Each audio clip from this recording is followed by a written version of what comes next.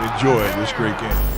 What's going on, everybody? Welcome back to the Hum Baby Baseball channel. I don't have any Reds gear, but I do have red gear, so got some red on to try to support the Reds team today as they are trying to not get eliminated in Game 2 against the Braves. And so just to wrap up quickly yesterday's game, you guys, if you saw my post-game stream, you know what happened, and it was an incredible game. Stayed scoreless all the way through 13 innings. The Reds had multiple chances to score, could not do it until finally Freddie Freeman, who they could have walked, but they decided to go ahead and pitch to, drills a base hit. Looked like he placed it exactly where he wanted to, and the Braves walk off in Game 1. So Game 2 is a must-win for the Reds. And also, I'm just jumping in here as I edit this video right before I uploaded. This game might be over by the time this video uploads, but it's 1-0 Braves right now in the 6th inning. Reds unable to score. This one is very tight. I'm going to do a post-game stream after the game. And also, Cubs-Marlins game has been postponed due to inclement weather. About to talk about that series, so that game will actually be postponed until probably tomorrow. Also, oh my God, the Marlins won. The Marlins took out the Cubs 5-1 in the playoff opener in Chicago. These are some resilient fish right here, man. These are some fish that you do not want to mess with. These are some fish that nobody believed in, and they came in this season despite having COVID-19 and losing a bunch of their team. They continue to play well. Jesus Aguilar goes deep. Sandy Alcantara was the man. 3-hit ball into the 7th inning. And the Marlins defeat the Cubs, one of the better teams in baseball this year. The Marlins have never lost a playoff game. Never. The 2 times they made the playoffs, they won the World Series, including 2003, where they met up against the Giants. And it was a heartbreaking series that the Marlins won. So the Marlins, do not count them out. So today the Cubs have to win with Yu Darvish going against Sixto Sanchez. It's going to be really interesting. But the surprises don't stop there. Now, obviously, preseason, if you'd have heard that, okay, the Cardinals are going to beat the Padres in the playoffs, that would have been just like, okay.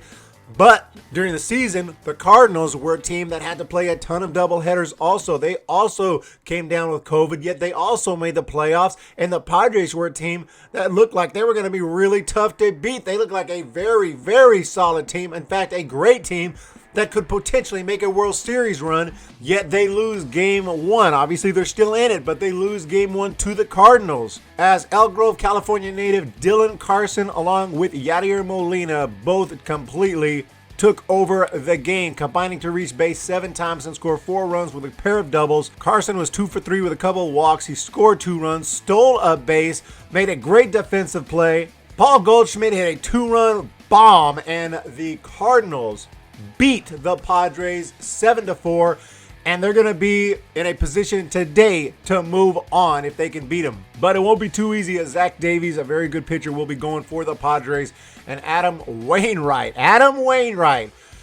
How many seasons in a row have we thought, Adam Wainwright's pretty much done, it'll probably be his last year? Yeah, I've been saying that for like 5 years. Adam Wainwright, who is 5-3 with a 3.15 ERA going for the Cardinals.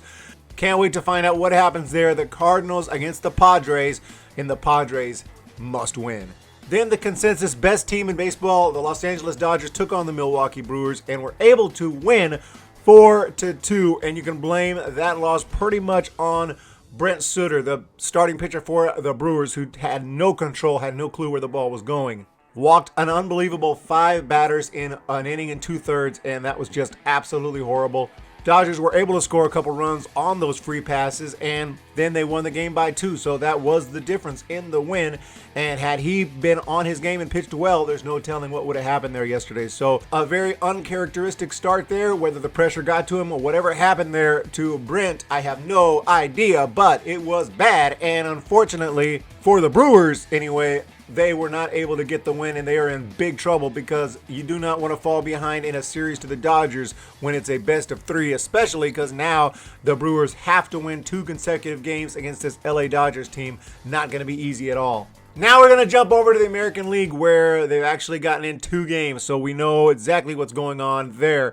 with either splits or certain teams that have already won and moved on. Now, the White Sox A's, this was going to be a series. This was definitely going to be one of the most intriguing series of the entire MLB playoffs, because these are two really good-looking teams, two teams that could have easily faced off in the NLCS or something like that, but because the White Sox fell back just a little bit here in the American League Central towards the end.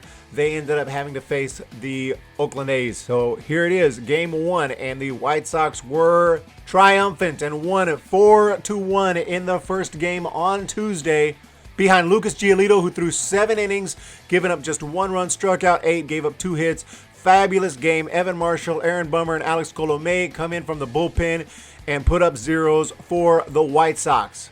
The White Sox bats do what they do best and go deep. Adam Engel, Jose Abreu, Yasmani Grandal taking care of business. Luis Robert picks up a hit. Tim Anderson had 3 hits on the day, and the White Sox completely take out the A's in game 1. But then yesterday, here come the Oakland A's. You knew they weren't going to go too quietly.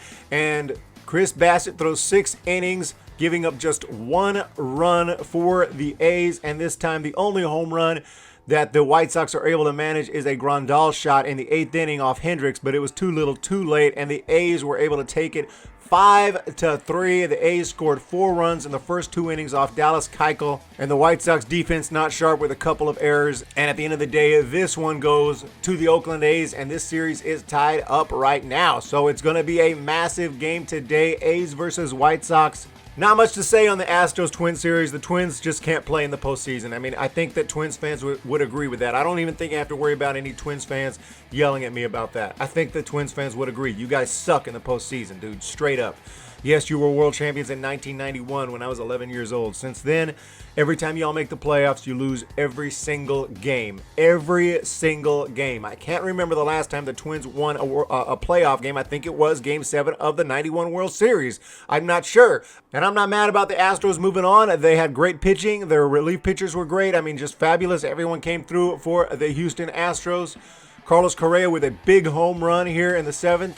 In the second game, and the Astros take out the Twins, and the Twins go home. Here's what the Twins look like as they make that final push in the regular season to enter into the playoffs and finally get into October. Here is the Twins. Next, we got the Rays and Blue Jays who went at it. Unfortunately for the Blue Jays, they couldn't get a win there, and the Rays take them out in 2 games. The Tampa Bay Rays will be moving on, and in game 1, it was Schumacher who pitched 3 solid innings, came out of the game after only 3 innings, which was kind of inexplicable because he looked like he was pitching well.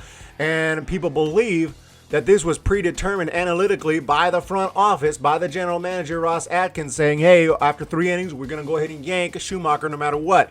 And that's what happened, which was nuts. I mean, I can't believe that these teams are not allowed to manage on the fly, either not allowed to or that they just don't.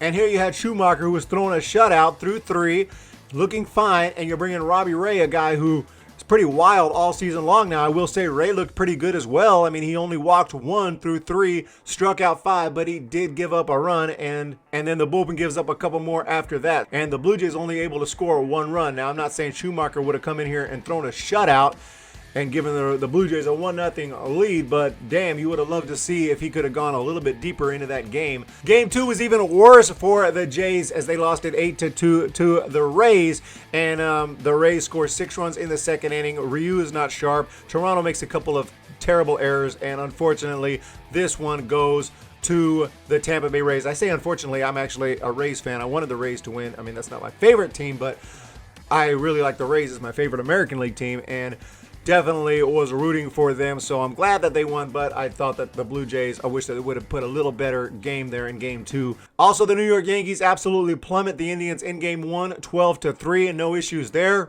Garrett Cole comes through with 7 strong innings for the Yankees, 13 strikeouts, while Shane Bieber does not have his best stuff at all. The possible Cy Young Award winner gives up 9 hits and 7 runs in 4 2/3 innings, and that is what happens when you don't bring it in the playoffs.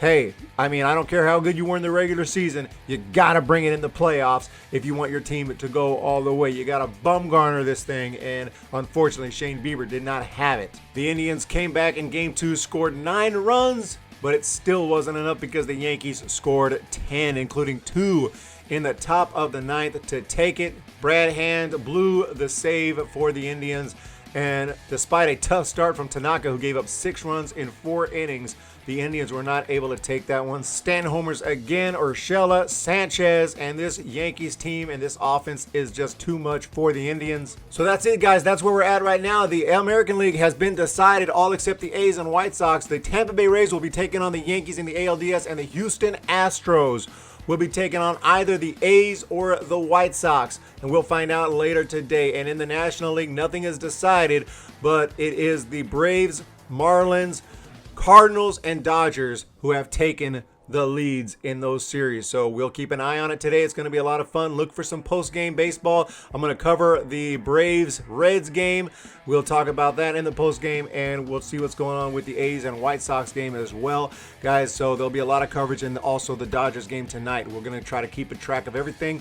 Look for me on Twitter at HunBabyBB. It's going to be crazy. So let's check it out, guys. All these games, so fun. I can't wait to talk about it. Hope you guys have a great day. We'll talk to you soon. See ya! Thank you so much for checking out that video. This is Eric, and if you're a fan of Hum Baby Baseball, please check out our store at humbabybaseball.com/store. We have t-shirts, we have hoodies, we have hats, and we have much more on the way, so you can check out everything we have right there, including the Umpire Strikes Back, one of our many t-shirts. So I would really appreciate if you guys could check that out. Have a fantastic day. We're going to talk to you later. When the Giants come to town, it's 5